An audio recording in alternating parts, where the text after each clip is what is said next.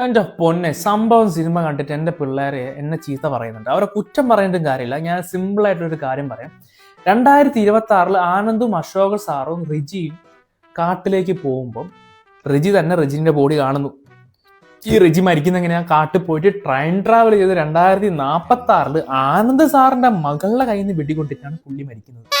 ഇത് 2026 കാട്ടിൽ പോയി ടൈം ട്രാവൽ ചെയ്ത് 2046 വെടികൊണ്ട് മരിച്ച ബോഡി പുള്ളി കാണുന്ന 2026 ഒക്കെ പോട്ടെ. അശോകൻ സാർ കാട്ടിലേക്ക് പോണത് 2026, പുള്ളി ടൈം ട്രാവൽ ചെയ്ത് 1964 അവിടുത്തെ കള്ളന്മാര് കൊന്നു.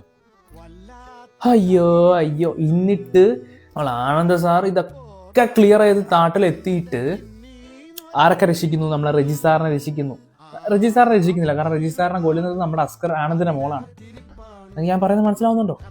ഇതൊക്കെ കഴിഞ്ഞ് നാട്ടിലെത്തി ഈ ആനന്ദ് സാറിന് സ്വന്തം മോളോടൊന്ന് പറഞ്ഞൂടെ, കാട്ടിൽ പോവല്ലേ, കാട്ടവരാതി, കാട്ടിൽ പോയാൽ അവിടെ വെടിവെക്കല്ലേ, അവിടെ ഒച്ച വെക്കല്ലേ, ഞാൻ എങ്ങനെയൊക്കെയോ രക്ഷപ്പെടുത്തി കൊണ്ടുവന്നാണ് എന്റെ ഫന്തേനെ, നീ അവിടെ പോയി ചാവല്ലേ മോളെ നിന്ന് പറഞ്ഞൂടെ? സിനിമ കണ്ട നിങ്ങളോട് ഞാൻ ചോദിക്കുന്നത്, എൻ്റെ അടുത്ത് 100 പേര് ചോദിക്കുന്നത്.